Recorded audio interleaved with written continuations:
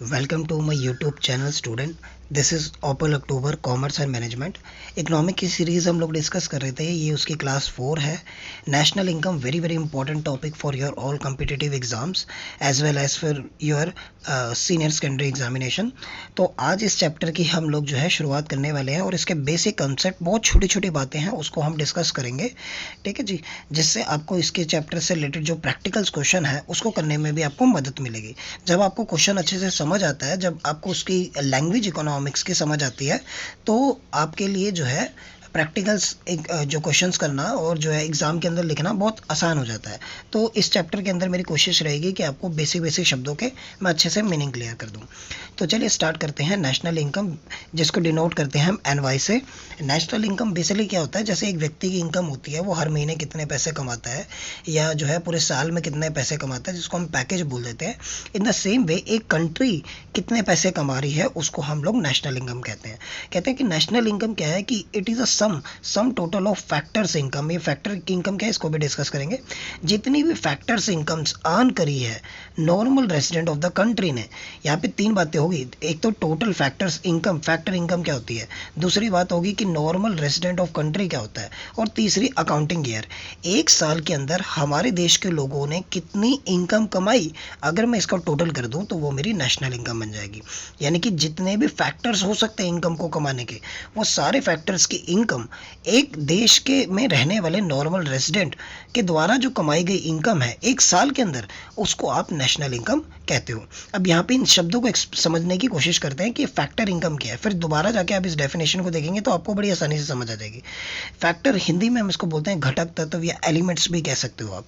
Factor incomes का मतलब है कि जो भी आप इनकम कमा रहे हो उसकी वो किसी ना किसी कारण से, किसी ना किसी सोर्स से कमा रहे होंगे।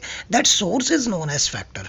तो फैक्टर इनकम्स क्या होती हैं, it are the payment made by producing firm. यानी कि कोई व्यक्ति सामान बना रहा है, कोई व्यक्ति प्रोडक्शन कर रहा है, तो प्रोडक्शन करने के लिए वो मशीनरी खरीदेगा, वो रॉ मटेरियल खरीदेगा, उसको वर्कर्स चाहिए, उसको इलेक्ट्रिसिटी चाहिए, उसको एक प्लेस ऑफ प्रोडक्शन चाहिए। तो दीज आर द फैक्टर्स। तो इन फैक्टर्स को जो है प्रोड्यूसर एक्वायर करता है। इसलिए बोला है कि फैक्टर इनकम वो इनकम्स होती हैं जो पेमेंट की जाती हैं प्रोड्यूसर द्वारा, प्रोड्यूसिंग फर्म द्वारा। किसको की जाती हैं, to household sector, because the household sector are those who provide this factor to the producing firm. हमने लास्ट क्लास में इसको समझा था। तो जो जितनी भी पेमेंट प्रोड्यूसिंग फर्म जो है पे कर रही है हाउस होल्ड सेक्टर को, जो कि ऑनर्स ऑफ फैक्टर्स है, फॉर देयर यूज़, यानी कि जितने भी फैक्टर्स हैं उनको यूज़ करने के लिए प्रोड्यूसर को दे दिया। किसने दे दिया, हाउस होल्ड सेक्टर ने दे दिया। और जितनी भी फैक्टर सर्विसेज प्रोवाइड की गई उसके बदले में जो भी पेमेंट मिल रही है वो हमारी फैक्टर्स पेमेंट होती है। अब ये जो फैक्टर सर्विसेज है इसको भी हम समझ लेते हैं। जैसे कि मैं एग्जांपल से आपको समझाता हूँ कि कंपनसेशन ऑफ एम्प्लॉय। एक एम्प्लॉय किसी फैक्ट्री में जाके काम कर रहे हैं, हाउस होल्ड सेक्टर ही है जो अलग अलग कंपनीज में जाके, बिजनेस में जाके काम कर रहे हैं, तो उनको बदले में क्या मिलती है, सैलरी मिलती है, वेजेस मिलती है। तो जो वो अपने ह्यूमन एफर्ट्स डाल रहे हैं, तो जो जो दिन के 8 घंटे वो दे रहे हैं, उसके बदले में जो उनको कंपनसेशन मिल रहा है, तो फैक्टर क्या हो गया, फैक्टर हो गया लेबर। और उसके बदले में जो पेमेंट मिल रही है that is compensation for employ. तो इसको हम बोलते हैं factor services. In the same way आपने कोई लैंड जो है प्रोड्यूसर सेक्टर को प्रोवाइड करी और उस रेंट, उसके ऊपर जो है रेंट पे किया जा रहा है, तो ये भी क्या है, फैक्टर सर्विसेज है। इन द सेम वे आपने किसी बिजनेस के अंदर कोई कैपिटल लगाई, इन्वेस्टमेंट करी, या बिजनेस को कोई लोन दिया और उस लोन के ऊपर आपको कुछ इंटरेस्ट मिला, ये भी क्या है, ये फैक्टर्स के द्वारा दी गई इनकम है, फैक्टर इनकम है। और बीइंग अ एंटरप्रेन्योर, अगर मैं किसी बिजनेस के अंदर कोई बिजनेस स्टार्ट कर देता हूँ, तो उस बिजनेस से जो मुझे प्रॉफिट हो रहा है वो भी बिजनेस मेरे लिए फैक्टर हो गया, और उससे मिलने वाला जो प्रॉफिट है वो मेरे लिए फैक्टर इनकम होगी। तो मैंने आपको फैक्टर्स बताए और फैक्टर से होने वाली मैंने आपको इनकम बताई। तो these are the factors services और उसके बदले में मिलने वाली इनकम। और इसी की यहाँ पे बात हो रही थी, टोटल ऑफ फैक्टर्स इनकम। तो ये होते हैं फैक्टर्स और उन फैक्टर से मिलने वाली इनकम। अब यहाँ पे दो बातें आपको समझ लेनी जरूरी है कि एक तो फैक्टर पेमेंट होता है और एक ट्रांसफर पेमेंट होता है। तो जब हम नेशनल इनकम कैलकुलेट करते हैं तो उसमें हम फैक्टर पेमेंट को कंसीडर करते हैं, ट्रांसफर इनकम इनकम को हम कंसिडर नहीं करते।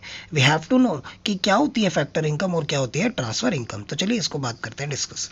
जब भी फैक्टर इनकम होती है it is a payment of renderings factor services, जैसे कि जितने भी आपने ये फैक्टर्स प्रोवाइड करे या आपने सर्विसेज रेंडर करी, इसके बदले में जो पेमेंट मिल रही है वो होती है हमारी फैक्टर पेमेंट।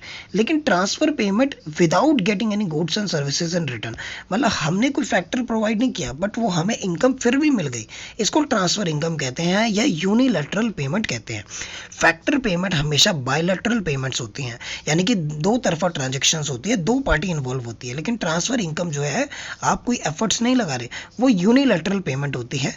जैसे कि ओल्ड एज पेंशन, अब वो पेंशन जो आप उस व्यक्ति को पे कर रहे हो टिल इज लास्ट ब्रेथ, ठीक है जी, तो वो जो पेमेंट है वो एक तरीके की ट्रांसफर पेमेंट है, क्योंकि वो एम्प्लॉय अब आपके लिए काम नहीं कर रहा, आपने बस उसका ठेका लिया कि जब तक वो जिंदा रहेगा तब तक हम कुछ सर्टेन अमाउंट उसको देंगे। और या आपको जो है अपने पेरेंट्स से पॉकेट मनी मिल रही है, ये भी आपकी ट्रांसफर इनकम है।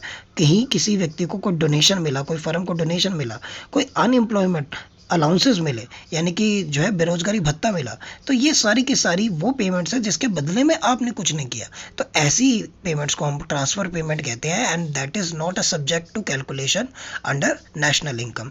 नेशनल इनकम में केवल वो इनकम्स लेंगे जो फैक्टर पेमेंट है, जैसे कि रेंट, जैसे कि इंटरेस्ट, जैसे कि वेजेस, ठीक है जी, जैसे कि प्रॉफिट्स। तो ये सारी की सारी चीज़ें होती है हमारी factor payment. Factor incomes of normal resident of a country is include in national income. देखो फैक्टर इनकम भी हमने वो लेनी है जो normal resident of the country ने अर्न की है, अब इसके बारे में भी चर्चा करेंगे। And it is not include in national income, जैसे कि मैं बता ही चुका हूँ आपको, ट्रांसफर पेमेंट्स को हम नेशनल इनकम में कैलकुलेट नहीं करते। It does not affect any production of goods and services, यानी इनसे कोई गुड्स एंड सर्विसेज प्रोड्यूस नहीं हो रही, इससे कोई जीडीपी इंक्रीज नहीं हो रही, ये जस्ट सिंगल साइडेड पेमेंट है, तो इसलिए इसको नेशनल इनकम में नहीं लेते। ये एक तरीके का रिसिप्ट कंसेप्ट है, बस आपको मिल गया, ये अर्निंग कंसेप्ट है, ये आपने कमाया। It is receive by the factors of production, यानी कि जो भी प्रोडक्शन करने के लिए जितने भी फैक्टर्स होते हैं उनको आपने किसी व्यक्ति को प्रोवाइड करा है, उसके बदले में आपको कुछ इनकम मिली, तो वो हमारी फैक्टर इनकम होती है। It is receive by the house hold और गवर्नमेंट, गवर्नमेंट से आपको मिला या आपके पिताजी से आपको पॉकेट मनी मिली, आपकी माता जी से आपको कोई पॉकेट मनी मिली, तो वो आपकी ट्रांसफ़र पेमेंट कहलाती है। तो आपको बस इतनी बात याद रखनी है कि ट्रांसफ़र पेमेंट को हम नेशनल इनकम में नहीं लेते और फैक्टर पेमेंट को लेते हैं। अब अगला जो शब्द हमने यहाँ पे डिस्कस किया था वो था नॉर्मल रेजिडेंट। नॉर्मल रेजिडेंट क्या होता है? Who ordinary reside in the country. देखो, और normal resident of a country क्या होता है कि वो व्यक्ति जो किसी कंट्री में रह रहा है, पहली बात तो ये है। दूसरा, उसका इकोनॉमिकल इंटरेस्ट उस कंट्री में ही लाई करता है, यानी एक तो वो व्यक्ति उस कंट्री में रह रहा है, दूसरा उसका जो कमाई का साधन है वो पर्टिकुलर कंट्री है, तो वो नॉर्मल रेजिडेंट ऑफ कंट्री कहलाता है। जैसे कि कोई व्यक्ति है वो सिटीजन यूएसए का, लेकिन वो इंडिया में रह रहा है और वो जो कमाई कर रहा है वो इंडिया में कंपनी में, इंडिया की कंपनी में कमाई कर रहा है, यहीं पे जॉब कर रहा है, यहीं से उसको पैसे मिल रहे हैं, तो वो यहाँ का नॉर्मल रेजिडेंट कहलाएगा। ये एक जनरल सी बात है, आपकी बुक में दे रखा है। वैसे अगर टेक्निकली जब हम इनकम टैक्स पढ़ेंगे, इनकम टैक्स के अंदर मैं नॉर्मल रेजिडेंट ऑफ की आपको ऑफिशियल डेफिनेशन बताऊंगा। अभी मैं आपको हाईलाइट कर देता हूँ। कहते हैं कि एक प्रीवियस ईयर में, यानी कि एक साल के अंदर अगर कोई व्यक्ति 182 दिन और उससे ज़्यादा जो है हमारे इंडिया में रहता है तो वो इंडिया का रेजिडेंट कहलाता है। ठीक है जी, सिटीजन नहीं, सिटीजनशिप आपको बाय बर्थ मिलती है, लेकिन जो रेजिडेंट स्टेटस है वो आपको आपकी इकोनॉमिकल एक्टिविटी के बेसिस पे मिलता है। किसी कंट्री में आपने कितने दिन रहे हो उसके बेसिस पे मिलता है। और कई बार पूछ लेता है कि ये जो 182 डेज है इंडिया में रहा है व्यक्ति, तो इसमें क्या आने और जाने वाला दिन भी इंक्लूड होता है? तो आंसर है हाँ। जब कोई व्यक्ति इंडिया में आ रहा है और जब जिस दिन वो जा रहा है वो दिन भी ऐड करके अगर वो 182 दिन से ज़्यादा एक साल में रह लेता है, एक साल से मेरा मतलब है 1 अप्रैल लेट्स से 2026 से लेकर 31 मार्च 2027 के बीच में, अगर वो 182 दिन से ज़्यादा भारत के अंदर रह लेता है या 182 दिन भारत के अंदर रह लेता है तो वो भारत का नॉर्मल रेजिडेंट कहलाता है। या अगर वो ये कंडीशन पूरी नहीं कर रहा तो दूसरी कंडीशन भी है, क्या वो प्रीवियस ईयर में 60 दिन इंडिया में रहा और उसके साथ उससे पिछले 4 सालों में 365 दिन वो रहा, यानी प्रीवियस ईयर मान लीजिए 2025-26 में क्या वो 60 दिन भारत में रहा और उससे पिछले 4 साल, जैसे कि 24-25 आप लिख लीजिए, ठीक है जी, ऐसे 23-24 लिख लीजिए, तो पिछले 4 सालों में कुल मिला के 365 दिन भारत में रहा। अगर ये कंडीशन पूरी हो जाती है या ये कंडीशन, दोनों में से कोई एक कंडीशन पूरी हो जाती है तो उसको हम नॉर्मल रेजिडेंट ऑफ कंट्री कहते हैं। तो आपकी किताब के अंदर जो जनरल डेफिनेशन है वो ये है, और जो ऑफिशियल डेफिनेशन होती है रेजिडेंट स्टेटस को जानने की वो ये होती है। मैंने आपको दोनों बता दी। आपसे कोई भी एग्जाम में पूछे तो आप में कन्फ्यूज़न नहीं होनी चाहिए। बाकी इसको इन डिटेल में जो हम इनकम टैक्स पढ़ेंगे तब मैं आपको एक और डिटेल में बताऊंगा। Now next concept is domestic income. Domestic का मतलब क्या होता है? घरेलू। तो वो इनकम जो आपने एक पर्टिकुलर कंट्री के अंदर कमाई है वो आपकी डोमेस्टिक इनकम कहलाती है। ये क्या है? ये सम टोटल है फैक्टर्स इनकम का। अब फैक्टर्स इनकम क्या होती है? जैसे कि मैं डिस्कस कर चुका हूँ, कंपनसेशन ऑफ एम्प्लॉय, जैसे कि सैलरी, जैसे कि वेजेस, या आपको कोई रेंट मिला अगर आपने कोई लैंड जो है रेंट पे दी थी, आपको कोई इंटरेस्ट मिला क्योंकि आपने कैपिटल इन्वेस्ट की थी, आपने कोई बिजनेस स्टार्ट किया था, एंटरप्रेन्योर थे आप, स्टार्टअप किया था, तो उसके बदले में आपको प्रॉफिट मिला। तो ये सारे फैक्टर्स इनकम कहलाते हैं। तो इन सब की अगर आप टोटल कर लोगे तो आपकी डोमेस्टिक इनकम निकल आएगी। क्यों? क्योंकि ये सारी वो इनकम है जो आपने अपनी कंट्री के अंदर कमाई है। ये जो डोमेस्टिक इनकम होती है, ये तो बात है कि फैक्टर्स इनकम का टोटल होता है। दूसरी बात ये कि जनरेटेड इन डोमेस्टिक टेरिटरी, यानी कि हमने देश की बाउंड्री के अंदर ये इनकम को अर्न किया है, इसको इसलिए हम डोमेस्टिक इनकम कहते हैं। अब ये मैटर नहीं करता कि डोमेस्टिक इनकम किसने अर्न करी है। नो मैटर कि ये एनआरआई ने करी है या आरआई ने की है, या रेजिडेंट ऑफ इंडिया ने करी है कि नॉन रेजिडेंट ऑफ इंडिया ने करी है। हालांकि जब हम नेशनल इनकम कैलकुलेट करेंगे तो हम केवल रेजिडेंट इनकम को ही कंसिडर करते हैं। बट जब डोमेस्टिक इनकम की बात हो रही है, यानी कि हमारे देश की घरेलू सीमा के अंदर जो हमने पैसा कमाया, हमने मतलब हमारे रेजिडेंट ने भी और हमारे नॉर्मल रेजिडेंट ने भी और एनआरआई ने भी, यानी कि नॉन रेजिडेंट ऑफ इंडिया ने भी। फिर नेशनल इनकम क्या होती है? यहाँ थोड़ा सा ट्रिकी है, ये समझना जरूरी है आपको। पहली लाइन तो बिल्कुल सेम है, same total of factors income, sum total of factor income, these are the factor income I already discuss with you and earn by RI. यहाँ केवल बात हो रही है कि वो इनकम, नेशनल इनकम, जैसे कि मैंने आपको बता ही दिया कि नेशनल इनकम जब कैलकुलेट करेंगे तो उसमें केवल रेजिडेंट इनकम, रेजिडेंट जो इंडिया का है उसकी इनकम को लिखेंगे, एनआरआई को नहीं लिखेंगे। पर नेशनल इनकम में एक ट्रिक ये है कि ये वो इनकम होती है, चाहे वो हमने अपनी डोमेस्टिक टेरिटरी में कमाई हो चाहे इंडिया के बाहर कमाई हो, वो हमारी नेशनल इनकम कहलाती है। क्यों? क्योंकि वो इनकम भारत के रेजिडेंट ने कमाई है, रेजिडेंट ऑफ इंडिया ने कमाई है, चाहे वो इंडिया के अंदर कमाई हो चाहे इंडिया के बाहर कमाई हो, वो दोनों इनकम को कैलकुलेट करते हैं जब हम नेशनल इनकम निकालते हैं।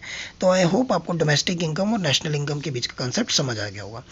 अब डोमेस्टिक टेरिटरी की मैंने यहाँ पे बात करी थी। देखिए जी, डोमेस्टिक इनकम क्या होती है? Generated by domestic territory, domestic territory के अंदर इनकम कमाई है। अभी डोमेस्टिक टेरिटरी क्या होती है इसको आप समझ लेते हैं। देखिए, दो तरीके की टेरिटरी होती है स्टूडेंट। एक तो डोमेस्टिक टेरिटरी पॉलिटिकल टेरिटरी हो सकती है और इकोनॉमिकल टेरिटरी हो सकती है, यानी कि क्षेत्र हो सकता है। अब ये जो भारत का मैप देख रहे हो, ये जो मैंने ब्लैक से आउटलाइन किया हुआ है, ये हमारी पॉलिटिकल बाउंड्रीज है, यानी जो हमारे देश की सीमाएं हैं, इसको हम कहते हैं हमारे देश की सीमाएं। इसके अंदर जो आप इनकम कमा रहे हो वो हमारी पॉलिटिकल इनकम होती है। पर हम जब नेशनल इनकम का चैप्टर पढ़ते हैं तो हम इसकी बात नहीं कर रहे, हम बात कर रहे हैं इकोनॉमिकल टेरिटरी की, यानी कि जहां भारत का अधिकार क्षेत्र है।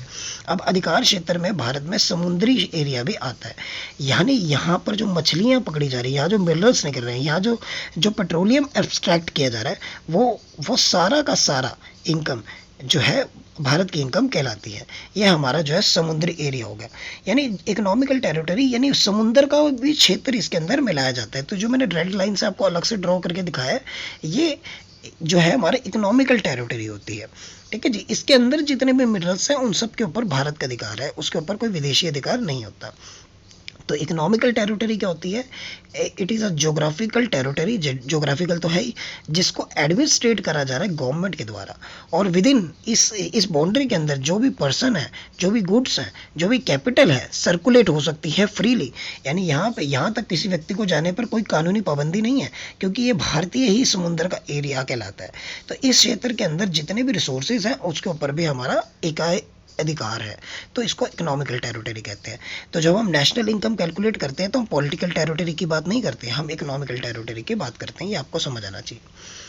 अब इस इक्वेशन के माध्यम से आप समझ सकते हो कि डोमेस्टिक इनकम का मतलब क्या हुआ।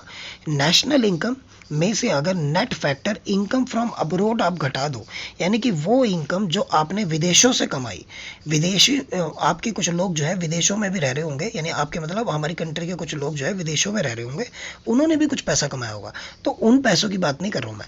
अगर नेशनल इनकम में से net factor income from abroad घटा दिया जाए तो वो इनकम निकल आएगी जो हमारे देश के अंदर हमने कमाई है, डोमेस्टिक इनकम।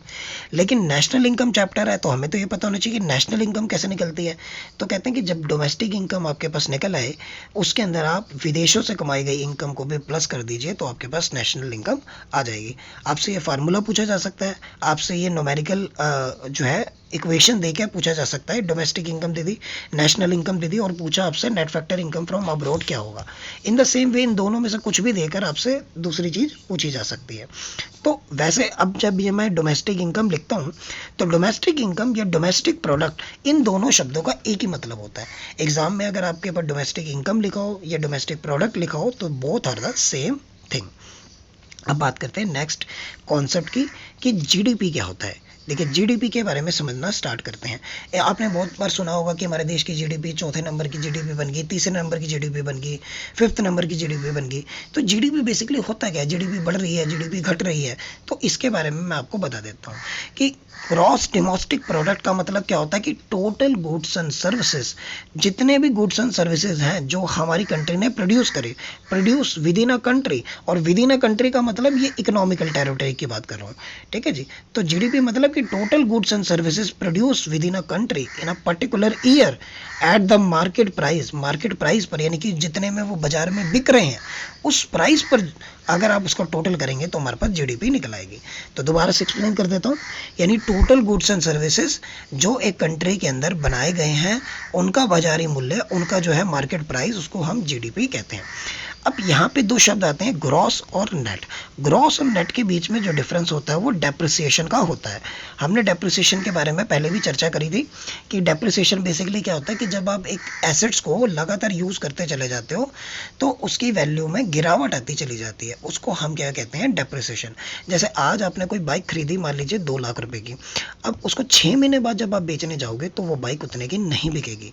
इसी चीज़ को कहते हैं हम डेप्रिसिएशन, उसके मूल्य में कोई ना कोई गिरावट आ गई ड्यू टू, आप ये समझ लीजिए उस पर स्क्रैच आ गए, टूट फूट हो गई, उसका टायर घिस गया, ठीक है जी, या वो टेक्नोलॉजी आउटडेटेड होगी जो बाइक आपने ली थी, तो ये सब चीज़ को डेप्रिसिएशन कहते हैं। जब जीडीपी में से डेप्रिसिएशन को घटा दिया जाता है तो हमारे पास एनडीपी निकल कर आता है, यानी कि नेट डोमेस्टिक प्रोडक्ट निकल कर आता है।